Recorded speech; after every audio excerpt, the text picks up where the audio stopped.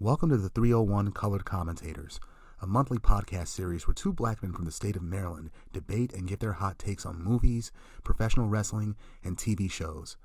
So have a listen, have a look-see, but nonetheless, enjoy. Hey folks, how you doing? What up? Yeah, 301 Colored Commentators, Season 2, Episode number 10. That's right, we're in the final week of Black History Month, so we wanted to do something special for you guys today. Yeah, what am I talking about? We always do something special for y'all. 100. Yeah. Tell them, sir. This time, it's going to be the 3 Gs. 3 Gs that we're doing in each one of our review entries. First, we're going to be talking about the 2017 film Get Out. Then we're going to be talking about The Great American Bash, the inaugural, the 1985 one. Yeah. And lastly, we're going to be talking about the Netflix series starring Sofia Vergara, Griselda. Good show. Yes, indeed. So, start off as we always do. What have we been up to? What have we been up to? Okay, let me show you what I've been up to lately. Good. You see these? True Detective Season 1. True Detective Season 2. Okay. And True Detective Season 3. You know why I'm showing you guys this? You know why I'm bringing these out? You know why? Because I don't want y'all to watch Season 4. I don't want you to burn your eyes like the victims in that episode. Damn, you're a fool. I don't want y'all to burn your eyes like the victims in that season. Oh, my God. Seriously. And they also announced they're doing a Season 5 now, too. I'm like, this is not Season 5 or 4. This is just True Detective in name only. I didn't see that coming. That's funny. Yeah, give Nick Pizzolatto his show back. I mean, call me a Nick Pizzolatto stan. Say I'm a big proponent of toxic masculinity. But here's the thing, Issa Lopez, she cannot write a story. And she puts in all that ghost story bullshit in there to fill the gaps. And that's 4 people writing an episode for her. That's like Beyonce, when she has like 50 people producing a single song for her. At least Beyonce's comes out well. Yeah, pause. Well, yeah, I guess. But yeah, that's funny. Yeah, that's just my take. I just had to get that out. Nicely done. Thank you. Nicely done. What else? Anything else? What's it called? What else has been going on? I caught that film, what's it called? American Fiction.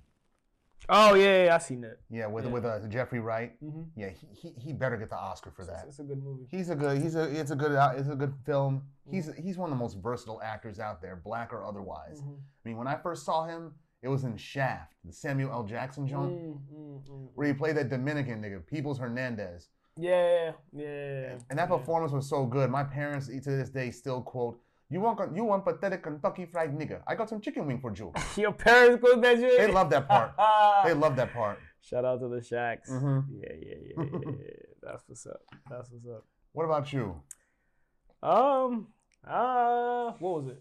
The long weekend, President's Day weekend? Yeah, President's Day weekend. Took a little trip to Colombia. Oh, yeah, what's it called? You said you didn't get to Medellin, or did you? Nah, but I was kicking it with the Narcos in Cartagena. I was kicking it with the Narcos in Bogota. So nice, that's what's up. It was a good time. Shout out to Colombia. I'll definitely make a trip back, but that next time I probably will check out Medellin. Cartagena and Bogota are very different cities. Cartagena is more cultural, historical.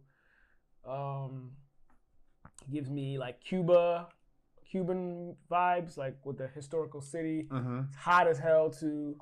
I was able, since it's Black History Month, I was able to visit a little town in Cartagena called Palenque, which is a town that was established by free slaves.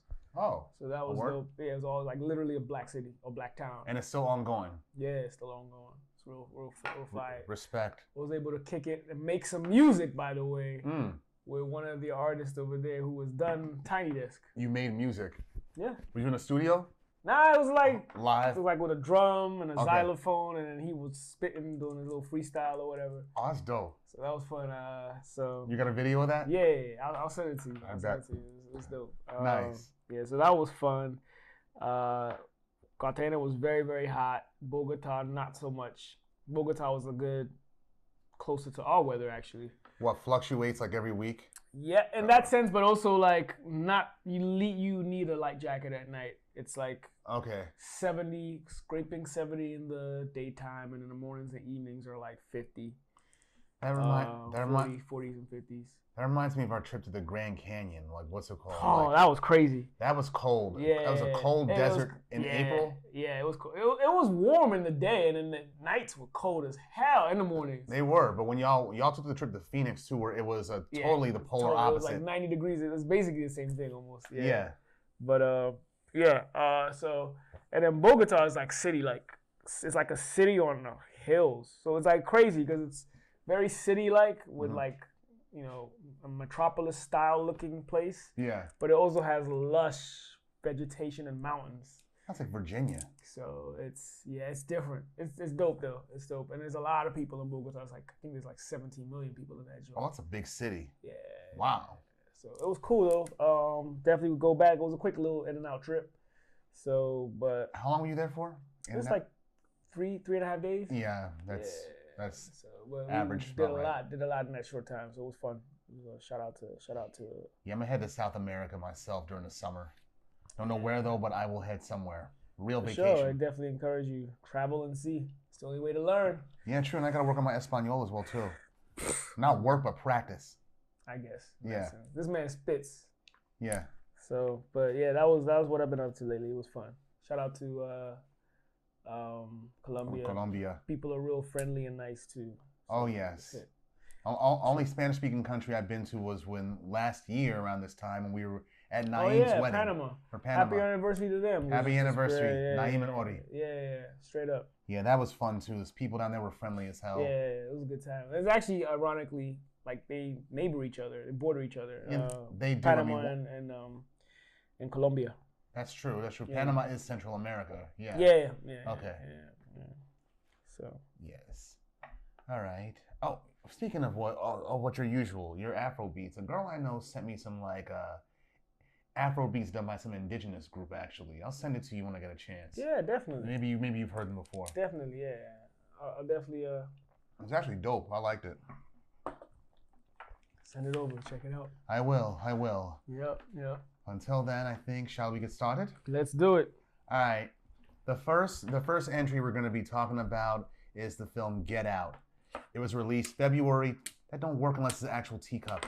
Hey, man, I'm improvising. All right, do it again, though.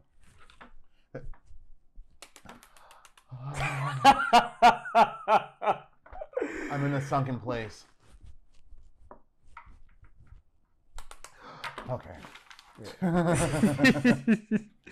Okay, Get Out was released February 24th, 2017, and was written and directed by Jordan Peele in his debut for both. It stars Daniel Kaluuya, Allison Williams, Bradley Whitford, Catherine Keener, and Lil Rel Howery. The plot, basically in a nutshell, it follows a young black man, Christopher Washington, played by Kaluuya, who uncovers some shocking secrets when he meets the family of his white girlfriend, Rose Armitage. The film received critical acclaim for its screenplay, direction, acting, and social critiques. It was a major commercial success, grossing $255 million worldwide against a $4.5 million budget. And with a net profit of $124.3 million, making it the 10th most profitable film of 2017. It won many accolades, and it was nominated for 4 Oscars, including Best Original Screenplay, which Jordan Peele won, and was also nominated for Best Picture, Best Director for Jordan Peele, and Best Actor for Daniel Kaluuya. Now, mind you, Jordan Peele, he's more known for his comedy, from when him and Keegan-Michael Key did the sketch comedy Key and Peele, and his directorial debut with Get Out. It's a horror film. It's framed as a horror film, but it has strong elements of social satire and a fair element of comedy in there as well, too. Yeah, it definitely doesn't feel like it. Yeah, when I first saw the trailer for this film a year prior, and the first thing I see Daniel Kaluuya's character ask his white girlfriend, "Does your family know that I'm black?" I'm like, "It's supposed to be a comedy." Yeah. And you see the dark undertones of music, and I'm like, "What is going on here?" I'm like, I don't know what's going on, but I want to see this. I want to see what it's about. And I caught it the week it came out, right? And it's funny to me because what's it called? When us black folks, when we know a movie is geared towards us, we rush to the theater to go see it. Hell yeah. Black Panther. Hell yeah. Straight Outta Compton. Hell yeah. The Weeknd Straight Outta Compton came out in 2015. I couldn't get into the morning show because it was sold out. I'm like, what? Really? I definitely went that weekend. Either that weekend or the weekend after. I caught it later in the day, but I'm like, I'm shocked, but you know what? I'll catch it later in the day. I don't care. Yeah. This one I caught in the morning, and what's it called? It was a sold out theater. I saw this in the evening, but I definitely saw it in the theater too. And it's like, by the end of the film, I was thinking to myself, every black person in America who's ever been followed around a department store, a Macy's or JCPenney's, been followed around and continuously asked, "Can I help you?" When we're really just in there to shop. We actually do have a shopping agenda. Yeah. Anybody who's ever experienced that, y'all need to see this film because this speaks to the black American experience, and of how the black experience in the West, period, and of how American white liberals. It's like one of the messages in the film was they're enamored with black culture. They like black culture, but they don't respect it. Not all of them, but a lot of them. They only adhere to it when it, they only adhere to it when it's to their benefit or when it's appropriate. But they don't want the burdens that come with it. Yeah. Speaking of which, I got a friend, right? He's had many girlfriends. He's married now. His wife, she's a sister. But before that, he was dating a white girl for several years, right? Mm. And we all in the friends group, we thought she was cool at first, but then we started seeing the elements of what we later see with Rose. Not the homicidal, I wanna take a black man home so my family can cut up his brain. Not that kind of thing. Yeah. But we started seeing elements of entitlement, making subtle digs at him and us. Mm. And when he got away from her, he was telling us all kinds of things, including this, which relates to your point. I was just about to say, do you have any details? Go ahead. Yeah, including this, which relates to your point. He's like, her problem is, she wants to be a black woman. She just sticks her head in the sand and listens to Erykah Badu all day long. She wants to be a black woman, but without the realities of it. Yeah, that's what happens, man. Yeah. Yep. That's one thing he said, but my thoughts on the film was I saw a lot of Jordan Peele. Whenever you watch a Jordan Peele film, whether Get Out, Us, or Nope, any imagery you see in the film that seems peculiar or any dialogue, it's deliberate. Yeah, for sure. In this film, his debut was no different, and he pulled out all the stops for this one. Yeah. Like when Chris, when he first meets his girlfriend's family, right, the Armitages, right, the father's showing him around the house and saying all kinds of things that he thinks will probably make Chris comfortable, but in reality, it's like makes him cringe a little. Like saying, I would have voted for Barack Obama a third time. Best goddamn president in our lifetime. Yeah. Yeah. We could all relate to people like that, especially around here. Around the Washington, D.C. area. Especially around the DMV, Yeah, lots of whites have supported Barack Obama in both terms. A lot of them have this belief that like racism somehow either is over or significantly deadened with his election as president both times. Mm-hmm. It's not. It's a start, but it's not the full blown like what's it called? Solution. Yeah. Like even to some extent, and I use this term I guess loosely, or you could take it how you want.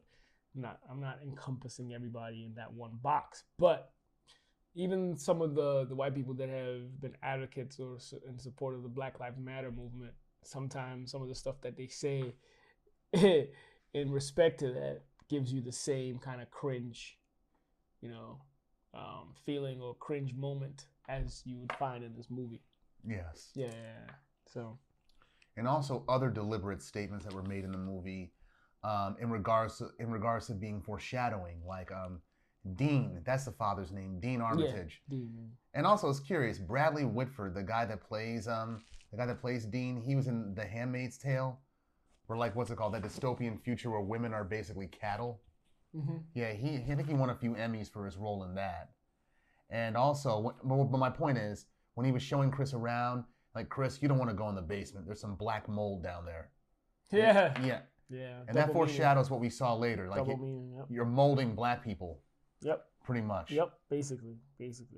You're right. Even early in the film, like when we see a Lakeith Stanfield in a cameo. Well, not even a cameo, because he appears as two different characters, really. Yeah, he's walking around a suburb, and he's talking to Rose, right, the white girl. Yeah, he was her. You pointed that out to me. I didn't even catch that at the beginning, but yeah, you're right. Mm-hmm. He's walking around some suburb when he gets captured, and appears later on as like Logan King with a white man controlling his body. Yeah, speaking perfect English, and not knowing like certain African American customs, like how we shake hands and whatnot. Yeah, I think he's also a symbol of like. To some extent, some middle class assimilation. Yes, yeah, middle class black people assimilating into Western or white society because like they feel compelled to in order to be accepted or whatever you want to call it. Social climbing, I suppose. Yeah. But at what cost? But at what cost? Your own identity, which is what happened with Lake's. But not character. Yeah, but not by his own. Not by his own choice. Yes, not by his own choice. But yeah. The mother's a psychiatrist, and it's curious they put Catherine Keener in this film because considering the whole thing that they're doing with brain swapping and whatnot, she was in a film that was related to that, Being John Malkovich. Did you ever see that? I've heard about it. I've never seen it. Yeah, where like John Cusack, his character's a puppeteer in New York, and he finds in his office building a room which is actually a portal into the brain of actor John Malkovich, where you can be John Malkovich for 15 minutes before it kicks you out onto the side of the New Jersey Turnpike. And he figured he could make a lot of money doing that. Like, you can be John Malkovich. Okay. And she was one of the people in the film. I think she was, Catherine Keener was either his wife or like a coworker that he just lusted after. Interesting. I see. Yeah, and Jordan Peele said, yeah, her inclusion in here makes Get Out a sequel to Being John Malkovich. Makes sense. Yeah. I also feel like this movie was low-key like a remake. Some of the concepts were taken from like movies like Stepford Wives. Have you ever seen that? I've heard of it, yeah. Yeah, Stepford Wives, Rosemary's Baby. Seen that. Yeah, so like the whole concept, but those movies are more channeled to women being like entrapped or in their sunken place. Yeah. By societal expectations, whereas this touches more on race, on the journey of a black man being entrapped or, based on Western societal expectations or stereotypes and stuff.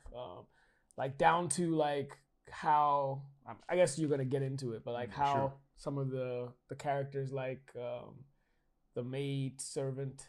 Oh yeah, Georgina, and then the fast guy. Mm-hmm. They're almost robotic, even though they're replaced by white people. They're still kind of in their sunken entities. Yeah. But they're very robotic and very like systematic. And if you watch Stepford Wives, they're characters that literally mimic, especially like the lady Georgina. Yes. Like there's like she has a character. Like if you go side by side in the movie Stepford Wives, it's like the same person.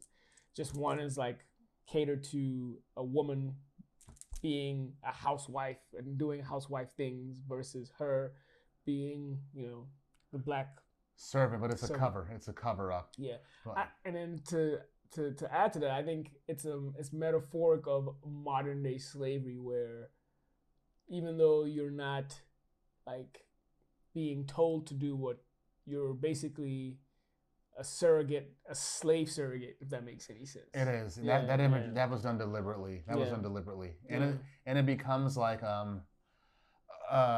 it's a subverted trope by the middle of the film when we learn that those are just white brains and white people's bodies. Yeah, so they're not as the subservient part is really just a cover. Yeah, exactly. Yeah, if Chris wasn't there, they would just be utilizing those black bodies to the full extent. Like the grandfather would still be running in the body of the black dude. I forget his name though, the character and the actor, but I remember him from Snowfall when he played Andre. Yeah, he was Andre in Snowfall. Yeah, you're right. But yeah, you're right. It was just a cover so that what's his face wouldn't know. Yeah, because you see what's it called during the party, right? When Logan King when he arrives, and what's it called? The groundskeeper, he's socializing with all those white people like he knows them. Yeah. And Logan King is like, hello, and showing off his body. It's like why is he doing that? And you get why later on. Yeah. And even at the end, when she's trying to kill Daniel Kaluuya, she's like, "Go get him, Grandpa." Yeah. And Just runs after. Yeah. Like, damn you!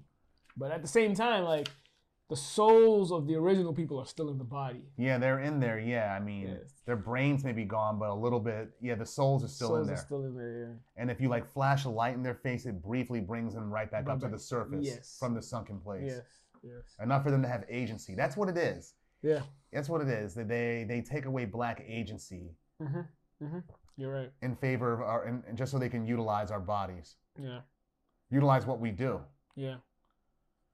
Sort of like how the record industry, how they utilize black musicians and give them pennies. Like for example, the R&B group New Edition. They were just in their early teens, just early teens, black kids from the projects in Boston when they got discovered. And when they got discovered, they got taken on a tour, a nationwide tour for most of the year, performing their songs from their album. And when it was over, they get dropped off in a bus back to the projects with a brand new bike and $1.98 checks each. They sued their managers for that. That's crazy exploitation. Cruddy. Criminal. Yes. They sued or went at their record company for that because they don't deserve that kind of pittance for that work they put in. And the guy that brought them together said, fuck it, I'm going to just do this over again, but with white teens and make more money. Yeah, New Kids on the Block. The New Kids on the Block. Yeah, those were those teens. Yeah. Did they win that lawsuit? They got out of their contract. I gotta look that up. They got out of their contract and then they signed with another label, but they weren't exactly signed with them either, so they weren't getting paid as much. Yeah, that's why Michael Bivins from the group started to get involved in the record industry so he could learn the ins and outs and not get screwed or have to screw anybody like that again. So when New Edition broke up their first time, he used Belle Biv DeVoe. Yeah, and then he found that he was the one who discovered Boyz II Men. Okay. Let's see. Yeah.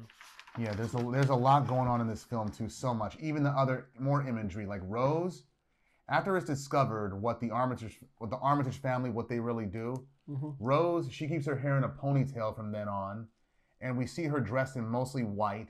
And when she's upstairs looking for her new target, a latest black target, she's an ambiguous bisexual because we see later on earlier in the film, Chris discovers a chest, a box full of pictures of all the black people she's been with, including the person who used to be Georgina.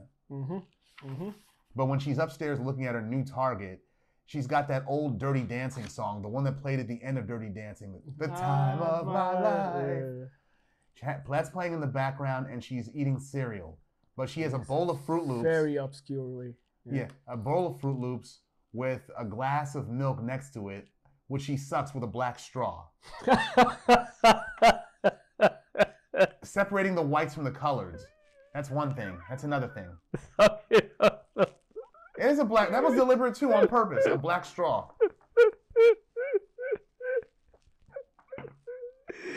Hey, sucking on that black straw. It's what she was doing. You're right. Peele is a legend for that one. Yeah. And the auction, which we thought was a bingo game, it's actually a metaphor for how they used to auction off slaves. Yeah. A silent auction. Yeah. Which the blind guy, Jim Hudson, who's played by Stephen Root, who's most famous for playing Milton in Office Space, he wins the auction, right? But during that auction, we see one Asian guy in there. They got a rich Asian guy amongst all those rich white people. Yeah. And his bingo card, it has a yellow sticker upon it. It's crazy. Like That's so funny. Very subtle. slick. Very subtle. Yeah. And Jim Hudson, he wins the auction, and the auction is for Chris, who's gonna get his body. And when he explains the whole process to Chris later on, and Chris asks, "Why us? Why black people?" And he's like, "Who knows? Some people think that black is in style, it's chic, it's cool, but don't lump me in with those people. I don't care what color you are. I just want to see. I just want your eyes. I want to be able to see." I'm like, okay, just because your reasons aren't racist doesn't make what you're doing right. Yeah. Like, what's it called? You think that makes you more noble? Yeah. Get the hell out of here. Yeah. But yeah, man. Yeah, that's actually a good catch. Interesting, man. Interesting. And what happens after that is, let's see what else is going on.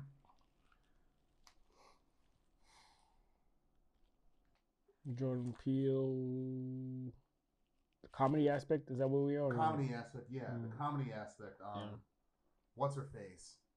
What? Not Rose, but what's it called? His boy, the comedian, the TSA guy, Rodney. Yeah, played by Lil Rel Howery. Yeah. Yeah. Even when he's in TSA, you see what's it called? What's he doing? when he has to pat down the old lady. Pat down the old ladies, yeah.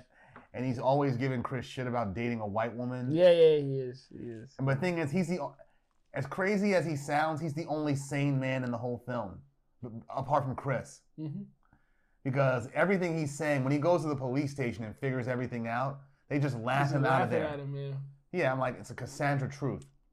And even Rose, the white girl, when it's revealed, when the whole after the reveal happens, and you see him, you see Chris, Rose on the phone acting all sad and shit, but you see her face is blank. Yes, like almost robotic. Robotic, like a sociopath, like Stepford. Yeah, exactly. Like Stepford, and then she starts toying with Rod, saying, "I know why you're calling. I know you think about fucking me, Rod. I don't want to think about fucking you. This bitch is crazy, dog." Oh, she was trying to see if she could get him too. Yeah. Yeah. It's wild. Probably, yeah. Mm-hmm. And what else? The references it makes in the film. The references they make in the film. They say flight. That scene was actually funny.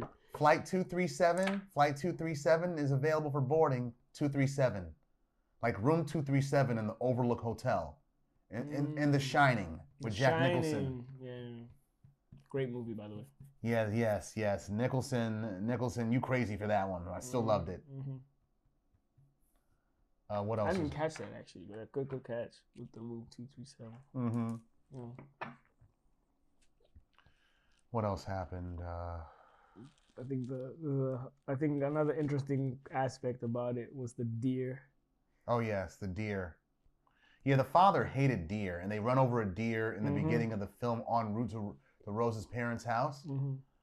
And the Rose's father, he hates deer. He's like, "You ask me, you did the world a favor." Yep. And ironically, he gets killed by deer antlers. Deer antlers. Mm-hmm. And also, I think that statement where he says, did the world a favor.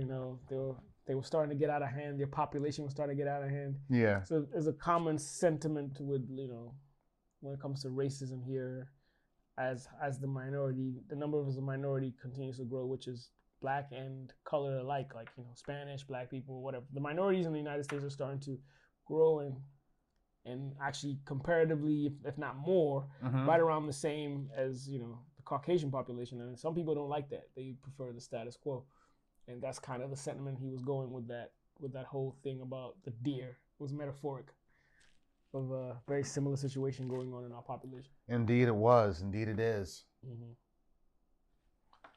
Yeah. What else is going on in the film? What else is going on? The end of the film. Mm-hmm. Right when Rose is gonna die anyway because of that shotgun blast right through her stomach. She's gonna die anyway. Yeah. The bullet went in and out, but still, it's like that kind of damage. You ain't gonna live. Mm-hmm. And even after he's choking her, and she's still trying to say, "I love you, Chris." He's choking her, then she starts smiling. Like, I mean, I know that same friend I mentioned earlier. Psychopath, bro. The same friend I mentioned earlier told me once, the same white girl that he was with, he told me that she liked being choked. I'm like, is that a white girl fetish or something? Is it? Don't try. Don't try. I'm like, maybe I'm old fashioned, but if a girl asked me to choke her, I'd be like, honey, couldn't I just choke you during dinner? Call me old fashioned. I have other crazy things, but let's keep it PG for now. Anyway. Other ways to choke her, dog. Yeah, I mean, the whole choking thing, it just didn't sit right with me. You're a funny guy. And then when the cop car I hear you. Don't even think about trying it, dog. For your own safety. I'm not. Yeah. When the cop car showed up, I was like, oh no. Is that why this bitch is smiling? No. And then we see the TSA symbol on the car. It's like, it's his boy, thank God. And the whole audience just like clapped and was relieved. Yeah. Like for once, we don't get in trouble and the black guy don't die in this movie. That's one of the biggest differences in this movie versus the predecessors, like the Stepford Wives and Rosemary. They end up becoming victims at the end, regardless. Like there's no way out. Yeah. He kind of gets out. Yeah, I think that's one of the tropes that Jordan Peele wanted to subvert with his first film. Mm-hmm. The black guy lives at the end of this film. Yeah, and survives. He stopped the whole that white people thing that they were using that they were switching brains with in the black bodies. Mm-hmm. That was a cult called the Order of Coagula. It was going on for decades. Mm. And what Chris did when he killed each member of the family systematically within an hour, mm-hmm. and the house burned down too. Yeah, he basically just killed all that shit for good. Yep. And in another version of the film, in a deleted scenes portion of the film, they do this and they have an alternate ending for that as well. Okay. It's not his boy. It's not Rodney that shows up to the house to the rescue. Nah, it's real cops. So that means he gets locked up. He gets locked up, yeah. And then he goes to jail, and then Rod goes to talk to him. Chris accepts that he'll have to be in jail for the rest of his life, but at the same time, he's happy because he stopped what they were doing. Mm-hmm. But that ending didn't sit well with the audience. Oh, the original one, right? Yeah, it didn't sit well. Yeah, so he changed it to the one that we saw in the theater. The question now becomes, what becomes of the neighborhood, the others that have sunken place people or bodies? They just continue their lives. They continue their lives until the black body dies, or they get in some kind of an accident, or something happens, other than old age. Oh, one of them has a breakthrough in that similar technology to continue the ritual. Or if they go to a disco and get surrounded by strobe lights continuously. Oh yeah. In which case, I don't think there are any discos anywhere near that place. But yeah, I hear you. Yeah, that would be ideal. Like strobe lights or something. Like what's it called? If they get hit by multiple lights, will it bring that person back up to the surface for good, mm-hmm. and reclaim their body? Maybe. Or will it put the white person in the sunken place? I know. Who knows? It's kind of like that film White Man's Burden too. Never saw. Good. They could have gone further with that. It came out in 1993 or 95 on HBO, mm-hmm. or in the theater, but it was produced by HBO. It was John Travolta and Harry Belafonte. Basically, it's a what if America, where what if the racial roles were reversed? We're on top, and the whites are the oppressed minority. Mm. They could have gone further with a lot of the things they did in the film. Like, for example, white people are poor in the streets, and their music isn't hip-hop, it's hard rock or metal. Right? And I'm like, do blacks have their own KKK in this reality? What else? What was the movie, one of the movies like in the 1970s? Was it whitesploitation? I know, yeah. White pimps and white drug dealers? Yeah, I know. Was there a white Martin Luther King or white Malcolm X in this reality? Yeah. There's a lot of things that they could have done, but they didn't touch on. When was that made? 95. Oh, okay. That's a movie I'm usually not a fan of remakes, but that's a good one that could be remade better. It could be remade better, yeah. They didn't go further, I thought. Yeah. They didn't go as far as they could have. Mm-hmm. I mean, they reduced a lot of them to stereotypes, like black cops that just beat on white people. Like how often have we seen that? Bruh. Yeah. Yeah. Crazy. Yeah, this is my favorite movie by Jordan Peele, though. Get Out was my favorite by him. It spoke to me the most. Me too. I mean, Us was the most nuanced, mm-hmm. and Nope has the makings of a summer horror blockbuster all over it. It's a think piece as well, mm-hmm. too. That was good too. Yeah. It was, and each of Jordan Peele's films has an element of race, but not as much as Get Out. Yeah, exactly. Yep. Any last ads for this one for you? Not for this one, no. Yes, sir.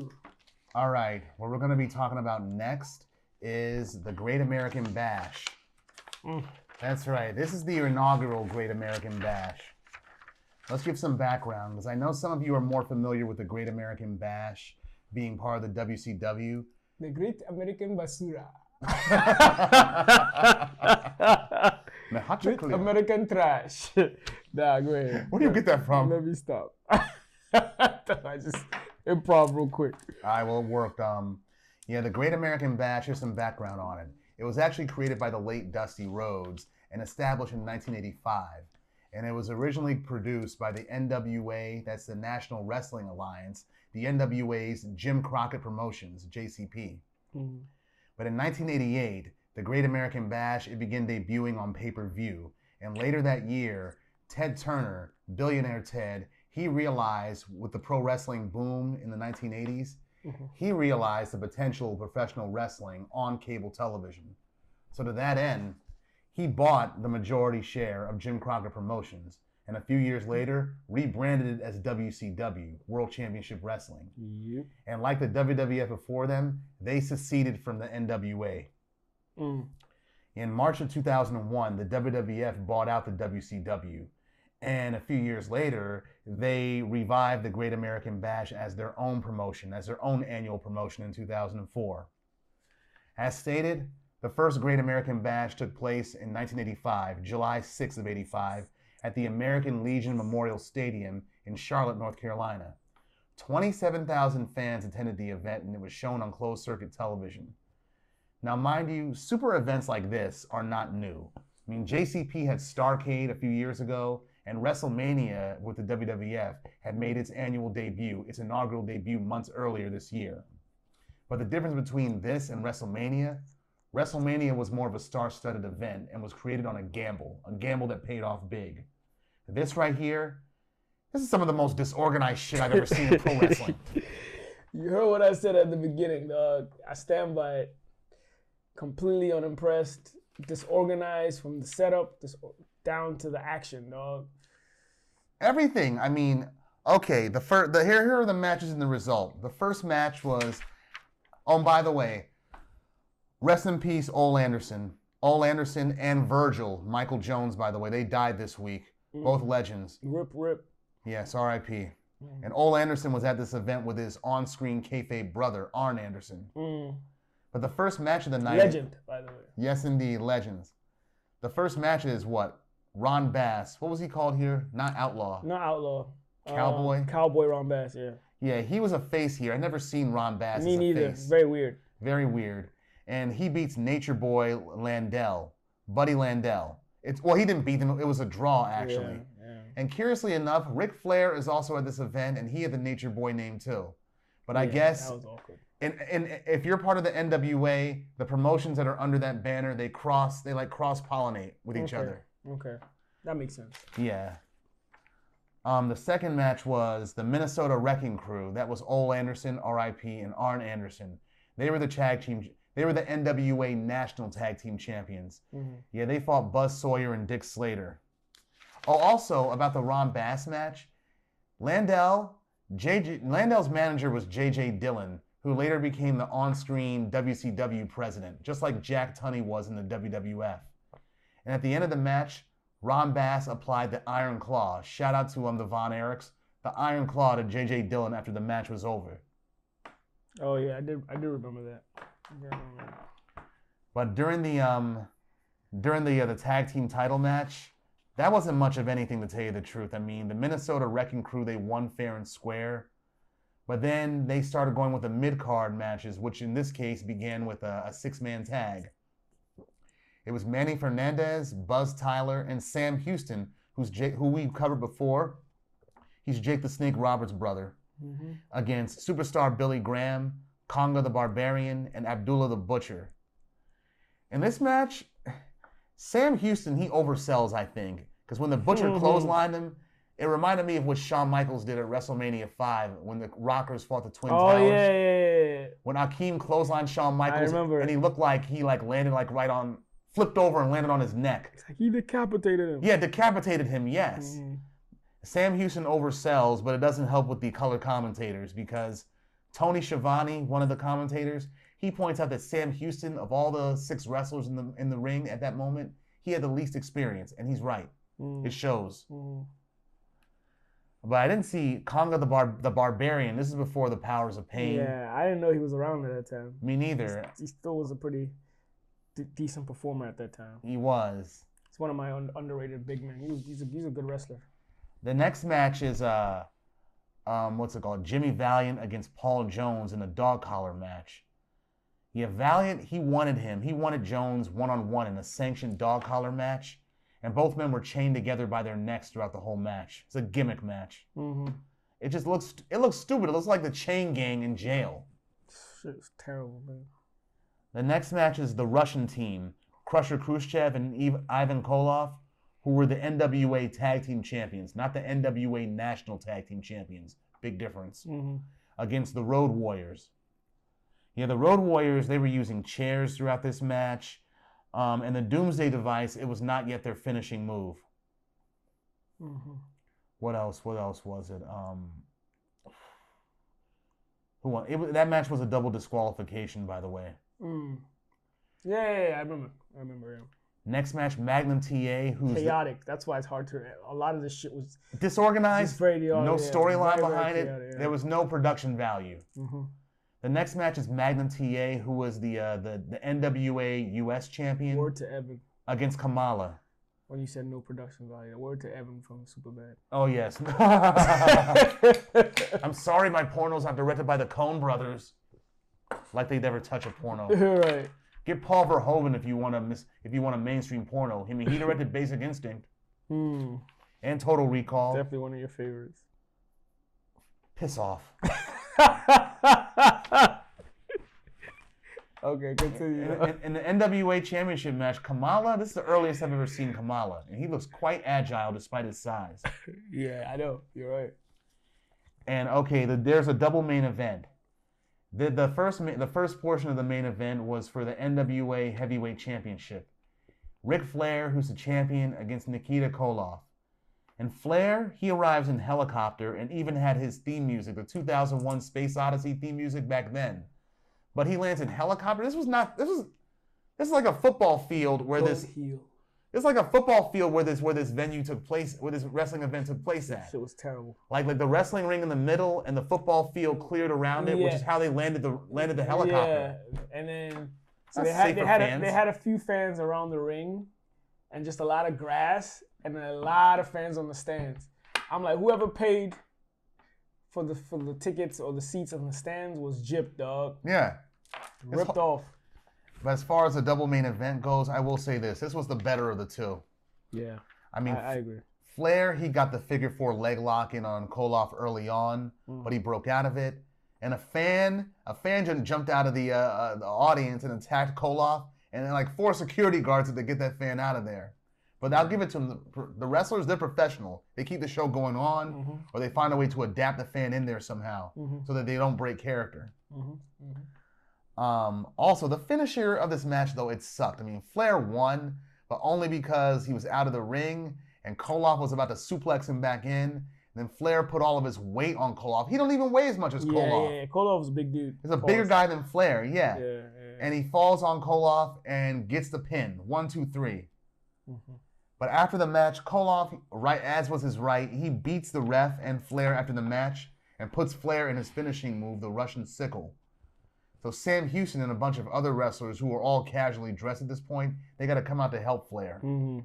Like, this is not organized. Where was the build-up for any of these matches at? You could at least give the audience some kind of like a context for what led to these matches. I mean, good God, McMahon, he showed people the way to go. Right. And finally, the steel cage match. The steel cage match, it was a lights-out match that was not sanctioned by the NWA. And that was Dusty Rhodes against Tully Blanchard. And Tully Blanchard was the champion. And Rhodes, this match, why was the television championship match put at the end instead of the heavyweight championship match with Flair? You said he owned the establishment or whatever? Yeah, Dusty Rhodes had a lot of booking power in Jim Crockett Promotions. He was one of their biggest wrestlers. Basically, he was to Jim Crockett Promotions what the Click was to the WWF in the mid-90s. Lots of control over the booking, and puts this kind of match as the main event in order to feed his ego. It wasn't even all that good. I mean, steel cage match, that'll draw people, no doubt. But I'd rather see Flair and Koloff in the steel cage. Yeah. They would put on a better show. Big time. And Blanchard, he was the heel and the champion at the time. And Rhodes, I mean, R.I.P. to Dusty Rhodes, but come on, the way he carried himself during this match, he looked like a fat Ric Flair. Even down to how we put the figure 4 on the Tully Blanchard. Yeah. I just find it hard to even see Dusty as a main headliner. Me too, considering how we grew up seeing him in the WWF. Mm-hmm. Dusty Rhodes, Sweet Sapphire. Yeah, bro. He ain't it. Them polka dots and taking the big boss man's what's it called? Nightstick and his handcuffs and dancing with him in the ring. Mm-hmm. You think you cute?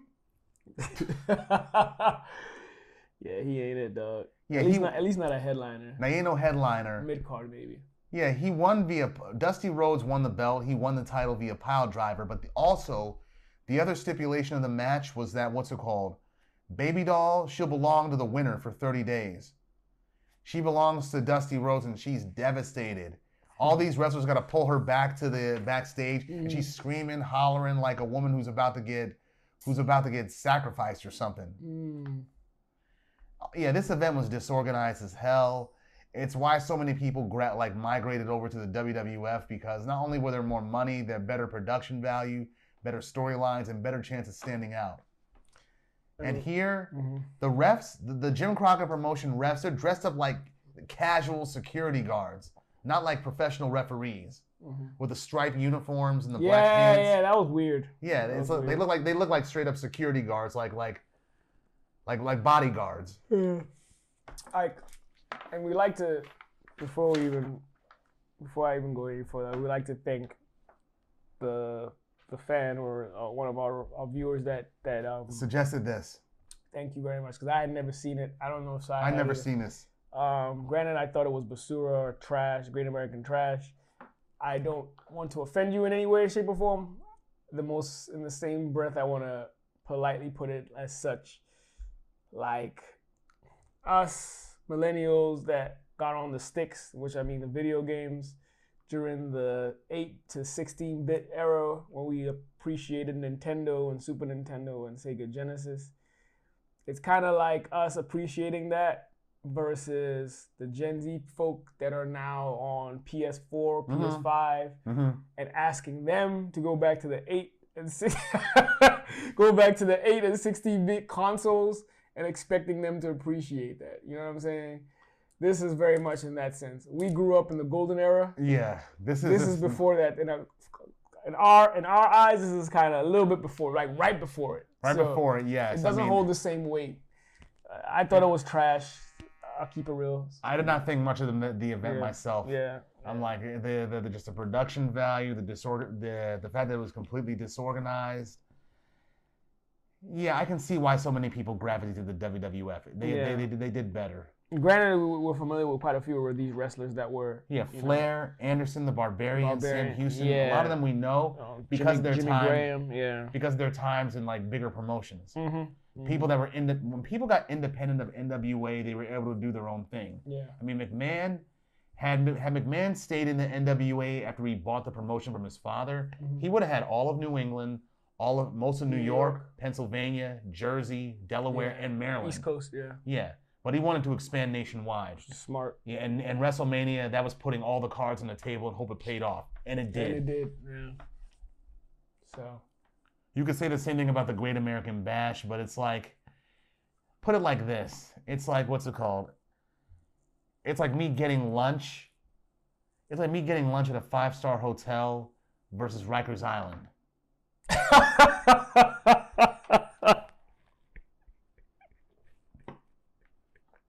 Thankfully, I've never been. Thankfully, I've never been to Rikers.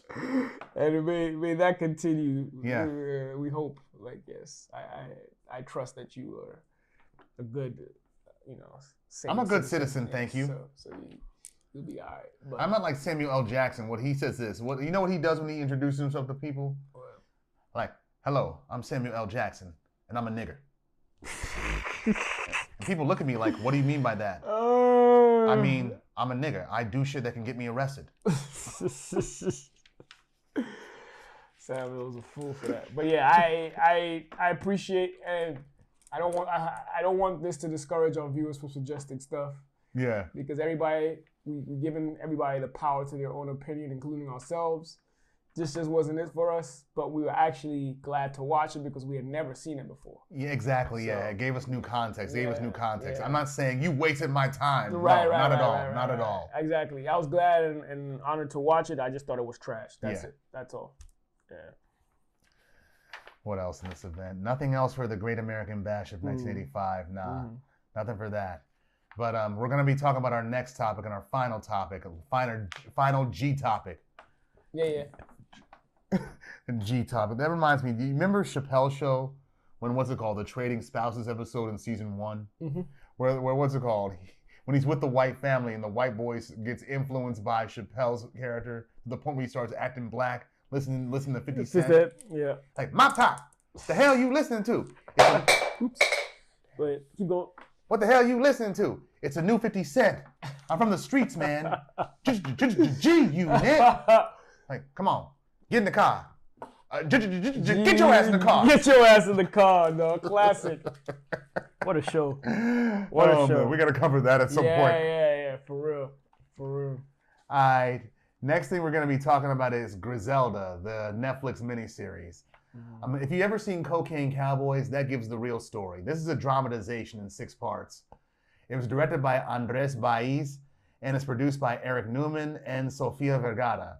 It's written by Doug Miro and Ingrid Escaeda, and it stars Sofia Vergara as Griselda Blanco, the notorious Colombian drug lord, La Madrina, the cocaine godmother. Yeah, the miniseries... The Black Widow. The Black Widow, yes. Mm-hmm. It appeared on Netflix on January 25th of this year in 6 one-hour-long episodes. And the plot, it follows Griselda Blanco, the powerful crime boss, and her rise in the Miami drug scene and the pursuit of power and wealth. Mm-hmm. There's plenty of drug use, paranoia, and betrayal, all of which led to her downfall. And her actions resulted in multiple deaths, including that of a child. Yeah. And to escape retaliation from the cartel, she's smart. She turns herself over to the police later in the episodes and faces unexpected consequences, though. Yeah. Despite serving prison time, tragedy strikes her when she's on her way out. And the show serves as a cautionary tale about the destructive pursuit of power. And Griselda Blanco, after she was released from jail, she was murdered outside of a butcher shop in Medellin, Colombia in 2012. Mm-hmm. Pablo Escobar, who was the subject of Narcos, which the producers also produced, the producers of Narcos also produced Griselda. Yeah. Mm-hmm. There's a quote from Pablo Escobar at the beginning of Griselda, which says, "The only man I ever feared was a woman named Griselda Blanco." I'm like, how scary was this chick? Ruthless. Yeah. I mean, also, shout out to the Griselda Records family, Westside Gun, Conway the Machine, and Benny the Butcher for naming their label after the cocaine godmother. And for bringing 90s New York coke rhymes back to the forefront. Y'all do it well. Yeah, he's a big fan. Mm-hmm. For sure. Mm-hmm. Andres Baiz, he's a Colombian native himself, and he directed all 6 episodes. And like I said, him, Miro, and Carlos Bernard, they were all part of the Narcos creative team and executive producers on Griselda. It was met with positive reviews, especially with Vergara's performance, even though some of the historical inaccuracies, they got some criticism. Oh, yeah. Mm-hmm. I can see that. Griselda, we find out how she got the name the Cocaine Godmother, and she was dismissive of it at first, but then really bought into it later on. Yeah. So much so that she named her son Michael Corleone Blanco. Wow. And not ironically, but of all of Griselda's children, her 3 that she had from her previous marriage, and Michael Corleone, who she had with her bodyguard turned husband, he's the only one of her children that's still alive. Mm-hmm. His older brothers, they got killed by people who wanted to hurt Griselda as they knew that she was on her way out of jail. Mm-hmm. And speaking of Michael Corleone, him and his wife, Marie, they sued Netflix for this show. They sued Netflix, Sofia Vergara, and others over the series due to alleged unauthorized usage of the family's image, likeness, and identity without their consent or compensation. It's very interesting. But the suit was dismissed without prejudice. This month, actually. So they got nothing. Interesting. Griselda Blanco, let me just say this. They always try to humanize drug dealers, man. They do. They always do. They do. Whether they're fictional, like what's it called, like Franklin Saint, James St. Patrick, Walter White, Gus Fring, etc. Pablo Escobar himself. Yeah, Pablo Escobar, real life drug dealers. Pablo Escobar, George Jung, Frank Lucas. Yeah, Griselda, they always humanize them. It's like, for once, just make me hate these motherfuckers. Yeah, they weren't good people to society. They weren't really. I mean, yeah, you got Frank Lucas passing out turkeys in the hood and whatnot, but it's like, these motherfuckers were ruthless. They kill without hesitation, and they kill without over the slightest provocation. Yep. And over paranoia, as if they're just being pragmatic. Exactly. Like, show them for the piece of shit human beings they are. Make me hate them, not root for them. Because each one of the people I mentioned, to a certain extent, I did root for them, even though I know I shouldn't. Yeah. Like, I'm a big fan of. I take a nice interest, a keen interest on. History. This history in general, and this kind of stuff, this organized crime and narcotics and stuff like that. So I'm very abreast of the history of Griselda and the accounts that happened in her existence and stuff. But I think, like you said, this show humanizes her to the extent where it gives you a perspective, to some extent, of why she was the way she was and why she was so ruthless. At the beginning, like just on surface level and knowing it as, from a historical, factual basis, you're like, this motherfucker is crazy, this motherfucker is ruthless, this motherfucker is evil. You get all those sentiments, but then I guess this show... Her being a woman part of this game, really. Yes. And going as far as she did. Yes. I admit there is something remarkable about that. Yeah. I admit that. I'll give her that. Yeah, it gives you the sense of reality and the fact that she's like a woman in a male dominant in a male dominant illegal business from a very patriarchal culture where like women aren't really it's like female rappers. It's like no matter how good they are, they still like are viewed with like a certain degree of cynicism because they're women. Yeah, exactly. So for her to get the attention and the respect of these guys, she had to go overboard. Further. Yeah, which is why she, And also to a more legal extent, actually, it's like what black professionals have to go through, like black doctors, for example. From what I've seen and from what I've heard from different people, the reality of a black doctor is different than that of a white doctor.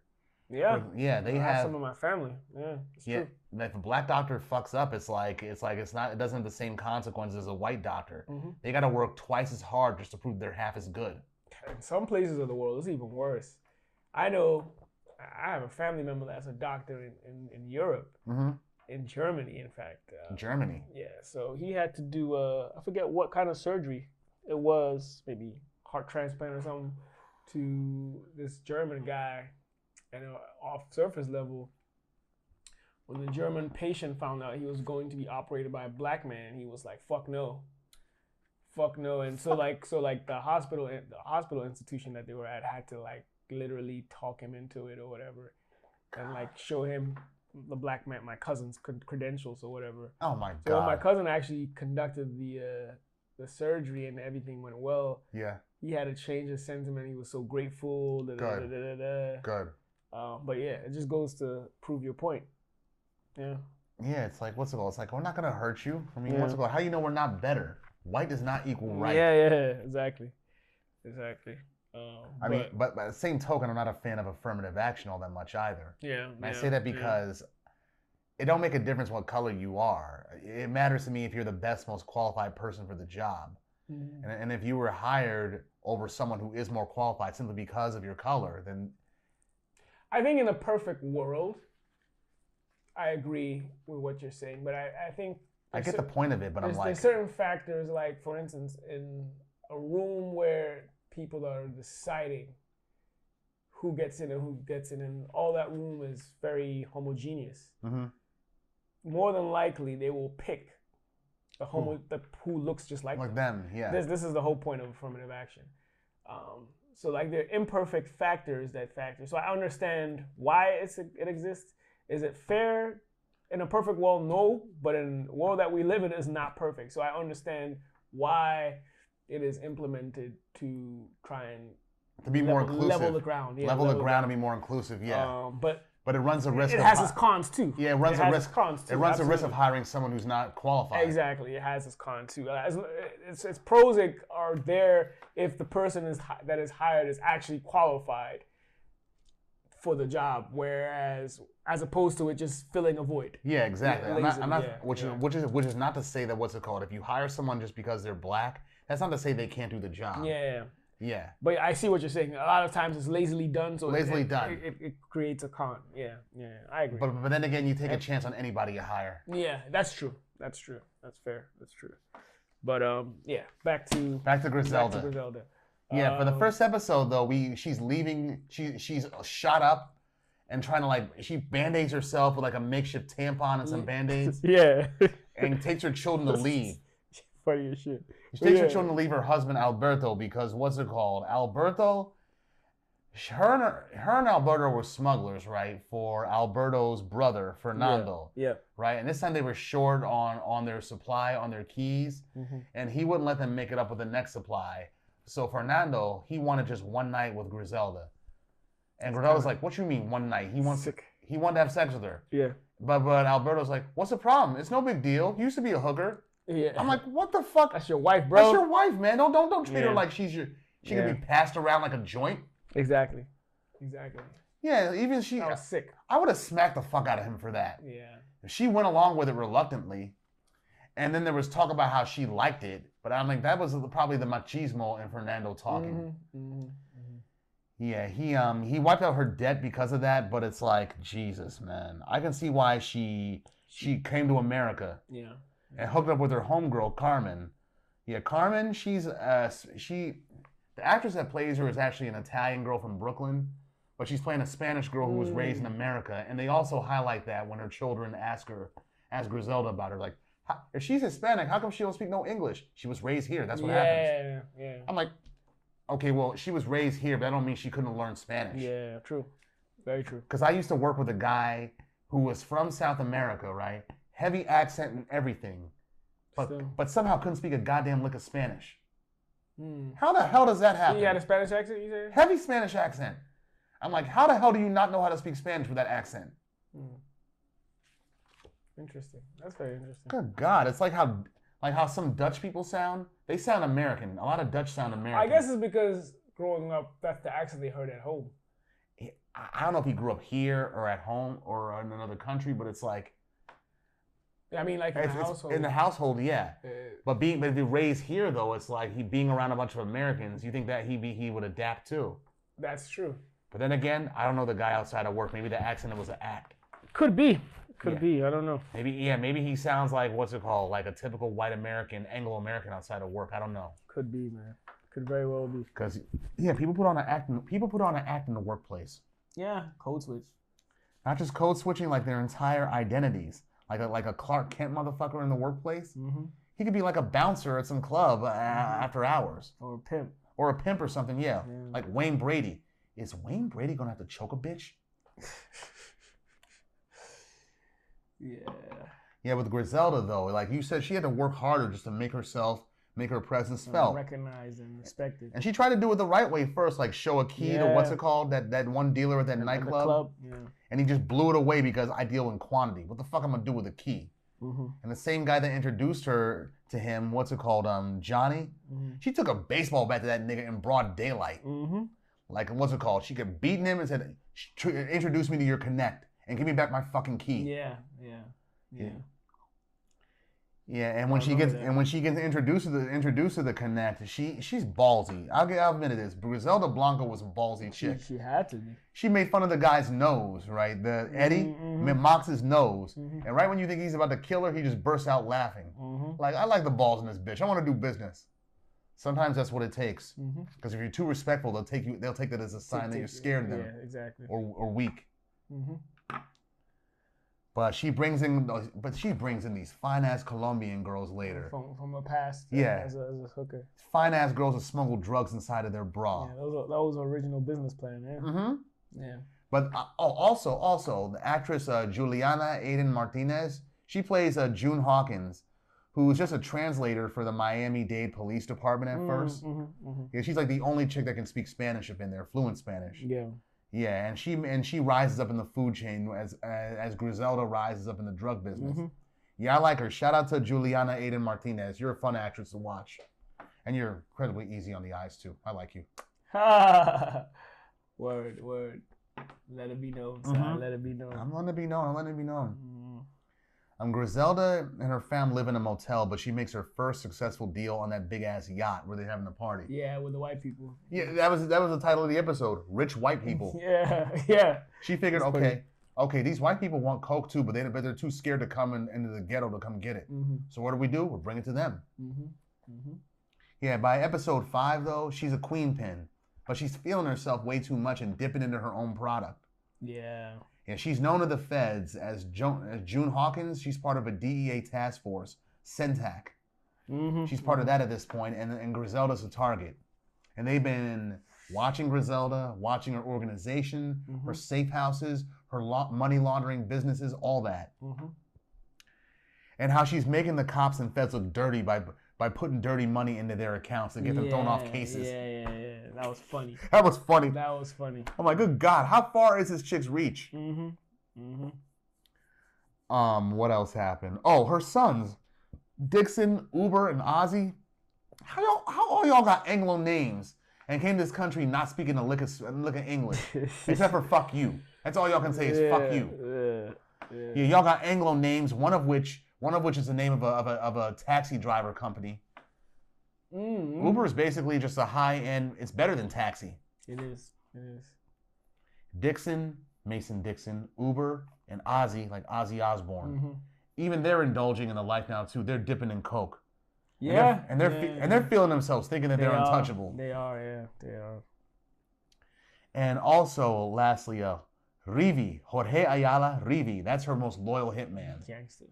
That motherfucker. We'll get to what he does a little bit later. That dude. What he does later on is like, I'm like, I gotta tip my hat to you for that. That's brilliant. It's funny. Yeah, he was with her at her lavish birthday party that she was having for her husband. Her husband Dario, who was actually the bodyguard of her ex-husband Fernando. Yeah, he switches over to her side, works as a bodyguard, but then she falls in love, becomes her husband, and then father of their child, Michael Corleone. But at that party that she had for his birthday, that voice of reason for a while. He was, yeah. Until he like, fuck this, I'm out of here. Yep. Yeah, at the party that she threw for him, that was a lavish party, dude. I mean, at first I wish I could be there, but like, good God, what they were doing over there? She gives him like a James Bond golden gun, like a 9mm golden gun. Yeah.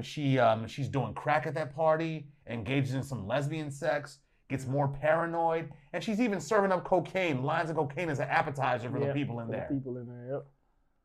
Her friend Martha is the one who introduced her to crack. And her friend Martha, she's part of the Ochoa cartel. Yeah. She's walking around commando style during that whole party. Griselda, find me a bathroom. I have no panties on, I'm leaking. I'm like, you dirty bitch. I'm like... Yeah, that's a very powerful family. As a matter of fact, I won't be surprised if they were in on her assassination. Well, Griselda's assassination? Probably. Given what we saw during the miniseries, probably. What's it called? Oh, they're also part of the reason why she decided to take the bid. Yeah.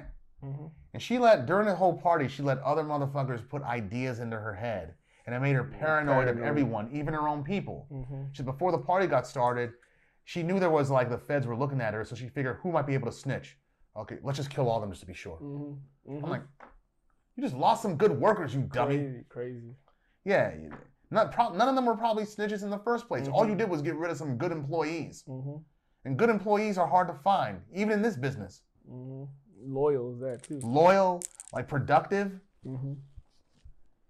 Okay, what happened? Oh, she emasculates her husband and like forces some dude to like strip naked and bark like a dog.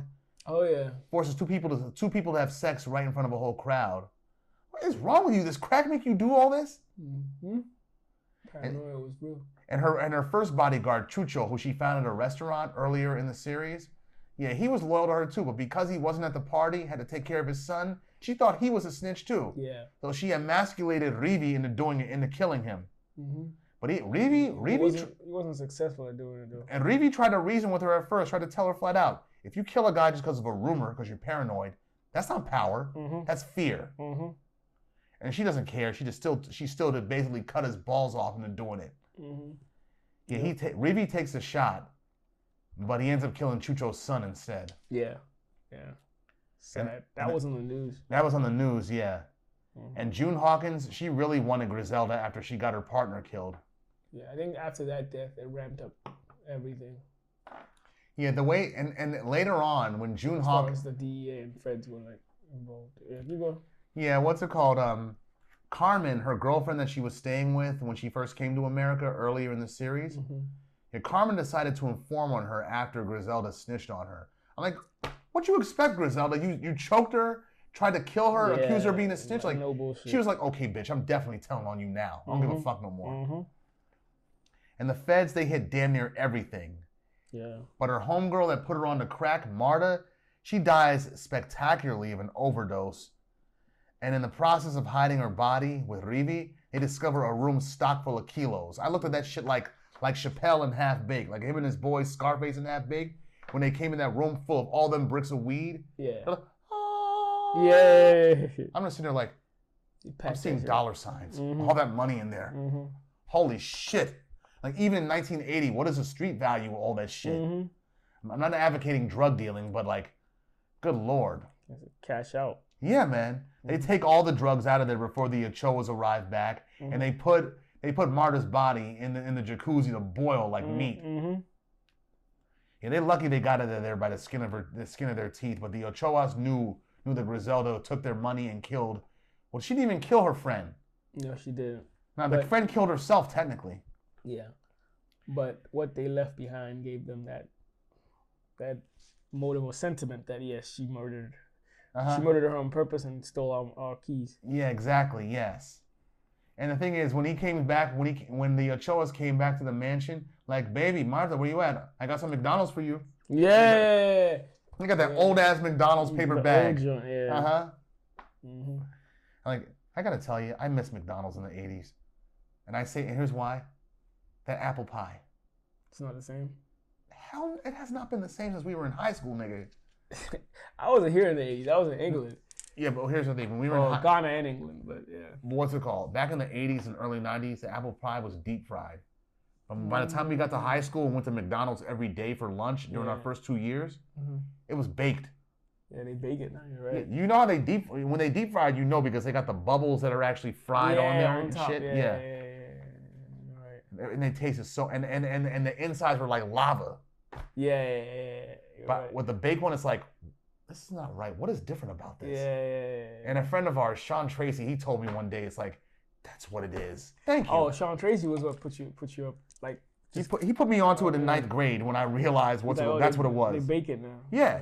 Thank you, Cheese, and shout out to you for winning the being coach of the BCC championship. My man Bega. Shout out to Bega, dog. That's my man. Mm-hmm. Yeah. Well, but Griselda though, yeah, they after she steals all them keys, she goes out west, takes her family out west, living in a motel again, but still using Rivi to sell all her product. But they find out about her. They find out where she's at. I mean, these Ochoa niggas got people everywhere. Yeah, they're like the last men. I think they still exist. You know, the Medellin, I think they're Medellin. Are the Medellin cartel? I think they're part of, well, not Medellin cartel. Well, yeah. So I think Pablo, the cartel used to answer to them. Yeah. So like they were feared. The Ochoas were feared. They still are, I think. And then they found Griselda. They found her. They did. And they were about to kill her too. But Rivi, he found out because he got informants everywhere. But what gets him got is this. He didn't have no pocket change for them to make a call to Griselda on a payphone. Payphone error. Yeah, and payphones, that's dead technology too. He didn't have no money, no pocket change for that, so he goes in the bank and wants change for 10. Like, give me a roll of quarters. Like, are you a customer? Do you have a bank account here? I'm like, what fucking difference does that make? Just give him the roll. Let me ask you this: what year was the last time you saw a payphone? During the 2010s, somewhere during then. Maybe 2006, 15, 16. You saw one around that time? Yeah. Mm-hmm. Oh, okay. In Silver Spring, actually. I feel like the last time I saw it was the O's. Oh my goodness! Shout out to The Wire for that too. Using pagers and payphones in order to communicate and fool the cops. Remember when they were banned when we were in school? They were banned. Like pagers. Yeah, pagers were banned. Yeah. Everybody thought if you were cell phones. Everybody thought if you had a pager that you were a drug dealer back then. Back then, yeah. In the 90s, yeah. Mm-hmm. I never got to use a pager. It's like good. The way they looked, it's like it's too much. Just text me. I know some people in our school had them. They used to sneak them. Mm-hmm. I knew some of them too. Yeah. Like if you had a pager, you were important. Yeah. To be cool. Yeah, exactly. Reevy, he pulls a gun out on the bank teller just to get a roll of quarters and still got and pay for what he got. But like, nigga, there are cameras everywhere. You gonna get caught. Mm-hmm. Mm-hmm. And you a known associate to a queen pin, you bound to get caught. Mm-hmm. Mm-hmm. But Griselda, what she did was she called the cops on herself, right? She sent her kids away from the motel for dinner and called the cops on herself before the Ochoas got there. Yeah. I'm like, that's kind of smart. Mm-hmm. That's kind of smart. Mm-hmm. But once the feds get there, June Hawkins, that's like the scene in American Gangster when Russell Crowe and Denzel, when Richie Roberts and Frank Lucas face each other at the end. Mm-hmm. After you see the montage of all of Frank Lucas's brothers getting arrested at their business. Yeah. And Amazing Grace is playing in the background. Like, y'all finally come face to face after 2 hours of the film. Mm-hmm. Yeah, sometimes I forget y'all never seen each other until now. Yeah. Yeah, June Hawkins, she came face to face with her and they taunt each other in the car. Griselda's like, you've wanted me for most of your professional career, haven't you? You've thought about me at night, haven't you? At the expense of your personal life? Well, guess what? I haven't thought of shit about you, bitch. Yeah. I remember that. Yeah, why would you? You're right. You don't know her. Mm-hmm. You don't know who's looking for you. Mm-hmm. Mm-hmm. And Blanco, she got indicted. She got indicted by the U.S. District Court in the Southern District of New York for conspiring to manufacture and import drugs in the United States. Yeah, she got arrested in '85 thanks to herself. Mm-hmm. And she got sentenced to 15 years in prison, but it would have been longer. But however, her boy, Reevy, it looked like he was going to snitch on her at first, right? It looked like he was going to tell on her. He was like a Fed star witness at first, right? It looked like he handed the feds a whole case against Griselda on a platinum, gold, and silver platter, but then blew it up from the inside because one of his federal handlers, like a paralegal or secretary in the prosecutor's office, he started having phone sex with her. Yep, and they got pinched. Yeah, there's actually a few of them he was doing that with. Mm-hmm. All of them were bored with their husbands. Yeah, and in the show they made it look like her boss, the secretary's boss, a woman caught them in the process while they were literally feeling themselves and moaning in their office. Mm-hmm. Mm-hmm. That's actually true. Yeah, that was true actually. That did happen. Yeah. But because of that, the state attorney's office lost all credibility, even though it was due to the secretaries and not the prosecutors. Mm-hmm. One of them was fired but cleared of wrongdoing. Yeah. Yeah, so he blew up the Fed's case from the inside, showing he was loyal to Griselda to the end. Mm-hmm. And that's what got her that 15-year sentence, not a life sentence. Mm-hmm. Yeah, when she was killed, though, when she was 69 years old, shot outside of a butcher shop, yeah, she, like we said earlier, her oldest sons met violent deaths at the last stretch of her prison end. Yeah. And Michael Corleone, he was still alive. He was raised by his paternal grandmother. And Griselda tried to have her assassins take Michael Corleone from his paternal grandmother and his father when they were back living in Colombia. Yeah. Because when the feds were coming down on Griselda, Dario was like, fuck this, I'm out of here, and I'm taking our son with us. I don't want him raised by you. Mm-hmm. You paranoid. You basically Pookie now from New Jack City, bitch. Yeah. She had him killed, though. Had him killed, took the son, but the son got put back. Mm-hmm. Mm-hmm. What the show doesn't show is... Yeah, what historical inaccuracies are there, history buff? When she gets arrested and she's in the can, she's actually still conducting cocaine trafficking. Like she's still, from the prison. Yeah, from the prison. I think she actually serves her sentence in Detroit, and like she's having an affair with a black man that's in the streets of Detroit. Oh. Yeah. Big Meech. And she was still feared at that time. Even the dude that the dude that became who she was the plug for. Yeah. He was scared of her. She was locked up. Dude, she still had connects to get you killed. Her reputation preceded her, the cocaine godmother. Yeah. Some of the scenes also, like the blowing up of the dude's house. Reeve actually did that with the TNT. I'll give her. They made Sofia Vergara look less glamorous for this role. You're right. They did a good job with the makeup and everything. And she said this is a hard role for her to do. She's not used to doing drama. She's used to being funny. Yeah, comedian. Like, oh, did you ever see her on a Jimmy Kimmel or what's it called? Colin, what's his name? Farrell. Colin Farrell. Colin, shit. I know what you're talking about. The guy that's on the late night show. Yeah. Yeah, I forgot his name. I forgot his name too. Yeah. On one of them where they had like celebrity mean tweets. Yeah, they had Sofia Vergara on there one time, and she's like, what did they say to her? She's reading, Sofia Vergara talks like she has a dick in her mouth, and I don't like hearing her talk. And she's like, so what's wrong with having a dick in my mouth? Right. I'm like, nothing, so long as it's mine. Yeah. I'm like, good comeback though. There's nothing wrong with having. Yeah, nothing wrong with that. And she's fine as hell too. Over 50. She got a kid she has a kid from like a previous relationship who's grown now. Yeah. And she divorced her husband because her husbed wanted kids. I'm like, I've been there, done that. Yeah, she didn't want any kids. Mainly because she didn't want to be an old mom. She's already had MILF status for God knows how long.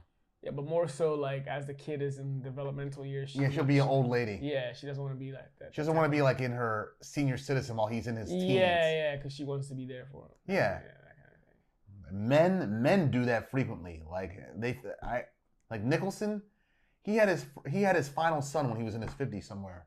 Shout out to De Niro too. De Niro too, yeah. I think Pacino too. They had 2 kids last year by younger girlfriends. Yeah. It's like, I'll give you all this. Y'all going strong. Men can go forever. Yeah. Yeah, but what's it called? What kind of father are you going to be though at this age? Y'all niggas are 80, and you got a newborn child? They got money though. They got money. So they'll have help, but still. They'll have help, but still, right. It's like not the same thing. You're right. not the same thing at all. It's like, I imagine that most fathers, well, I don't know about most, but it's like if you're a dad, you want to at least hold your kid or be around, not be a deadbeat. Because a lot of the people that we know personally who become fathers, they're changed men. Yeah, that's fact. Especially when they become girl dads. I mean, shout out to all our friends that are girl dads. Yeah, y'all have definitely changed. Yeah, big time. Big time. Although for some of y'all, I think it's a curse for how y'all did women back when we were younger. Pause. Okay, he'll be quiet about that. Y'all doing a good job. I'm gonna just say that. Yeah, nonetheless, you are doing a good job, folks. I shout y'all out. Yeah. Yeah, being a father has changed y'all for the better. Yeah, facts. Facts. But yes, that is what we got today. That is what we got for Griselda, the Great American Bash. Regarding Griselda, for those that enjoyed the show and want to know more about it, go watch the Cocaine Cowboys part 1 and 2. 1 and 2, yes. Yeah, they're both good. Yeah, those are good right there. Those are very first-hand accounts. You get to see Reeve, the real guy, and a few other people that were present during this time that are incarcerated, just having their accounts of everything. And some people that have served their time and come out. Indeed. They all have their accounts of everything, and they also have real footage of some of the murders and dead bodies and shit from that time frame. Yes, indeed. Also, what's it called? On a related note, shout out to BMF on Stars. Oh, it's back. Yeah. Gotta check that out. Shout out to my man Meech. Big Meech and Terry Flannery, Southwest T. Hope y'all bring Lamar back. Haha. Oh, they're doing a spinoff. They are doing a spinoff of that, yeah. Shout out to Kofi. Ghana for life, baby. Yeah, Eric Kofi Abrifa. Shout out to you, bro. Hell of an actor. Yeah. All right, what's it called? For our next episode number 11, which will be in March. 2 more to go. Yeah, 2 more to go for this season. Yes, 2 more to go. Yeah, shout out in our comments on YouTube, on IG, or even DM us what you want to see. What you want to see? Yep. What you want to see? Yeah, we're open to suggestion. I mean, look what we did with the Great American Bash. Yep. Even though we didn't enjoy it, we still took a look at it. Yeah, and Notebook that too. Yeah, exactly. Notebook as well. Yeah, exactly. Yeah, hell, even if you want us to watch, what's it called? Say Anything or Vanilla Sky, we'll take a look at that. Yeah, facts. Vanilla Sky was dope. Sake, nailing Sarah Palin. No, it's called Nailing Palin, motherfucker. See, I don't even know. He knows. So if you want us to do that, that was a big pop culture thing during the time of the 2008 election. I don't remember the name, but yeah, if you guys want us to do that too, I mean, we might try. I don't know what the narrative is in there, but we might try, But give us your suggestions. Who on a podcast talks about the plot of a porno? I mean, hey. No, nobody even looks at porno for a plot. For your sake, in case you what do you want mean for my sake? In case you want to vote for it this year or some shit. Don't listen to him. Don't listen to him. He's like the African village drunkard. See, look.